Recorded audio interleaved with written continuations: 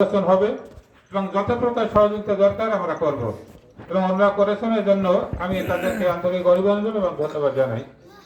এবং বিশেষ করে যারা ব্যবসায়ী বৃন্দ আপনারা ছিলেন, প্রত্যেকটি মানুষ অর্থাৎ প্রত্যেক যে ব্যবসায়ী যারা ছিলেন, আপনারা সকলেই স্বতঃস্ফূর্তভাবে এই নির্বাচনে অংশগ্রহণ করেছেন। আপনারা যেমন কথা বলেছিলেন যে আমরা নির্বাচন চাই এবং এই নির্বাচন কেউ কোনো রকম হস্তক্ষেপ করতে পারবে না, আমরা সোচ্চার আছি।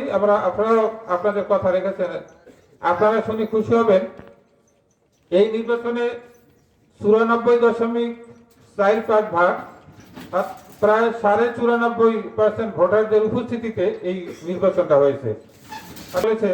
যে শুক্রবার আমাদের এখানে কিছু দোকান বন্ধ থাকে, কিছু খোলা থাকে। তার মানে কি আমরা কেউ নেতৃত্ব মানলাম অথবা কেউ মানলাম না, তাহলে হলো কি আমাদের সেই বিশৃঙ্খলা, সেই অনিয়ম, সেগুলো কিন্তু আসবে। আপনারা যদি আমরা সবাই যদি ঐক্যবদ্ধভাবে থাকি, তাহলে সেখানে কিন্তু আমাদের সার্থকতা আসবেই।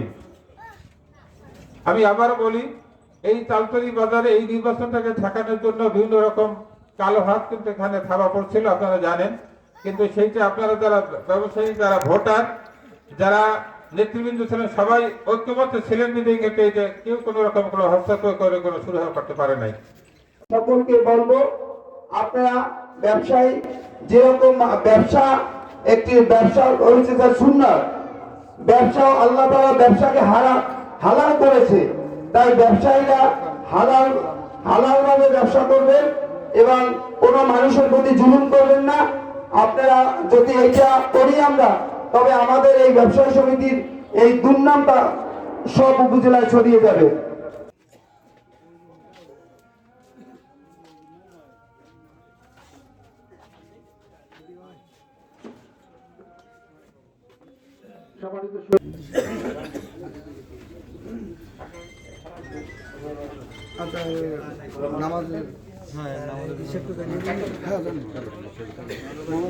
উপস্থিত হয়েছেন উলামা দলের সম্মানিত সভাপতি এবং সেক্রেটারি, তাদেরকে আমরা ধন্যবাদ জানাচ্ছি। আমরা নামাজের আগে আমরা ছিলাম হিসাব নিকাশ পর্বে। হ্যান্ডেলিং শ্রমিক ইউনিয়নের সম্মানিত সভাপতি, সেক্রেটারি সহ আমরা আসলে সকলের নাম বলতে পারি না বলে আন্তরিকভাবে দুঃখ প্রকাশ করছি, যেহেতু আমাদের সময়ের দিকেও লক্ষ্য রাখতে হচ্ছে। এই পর্যায়ে আমরা যেখানে ছিলাম সেখান থেকে আবার শুরু করব হিসাব নিকাশ। এবার যে হিসাব নিকাশে সমিতির সাধারণ সম্পাদক যারা নুরুজ্জামান ফারুক, তাকে তার হিসাব প্রদান সবাইকে জানানোর জন্য অনুরোধ করছি, প্রদান করার জন্য অনুরোধ করছি।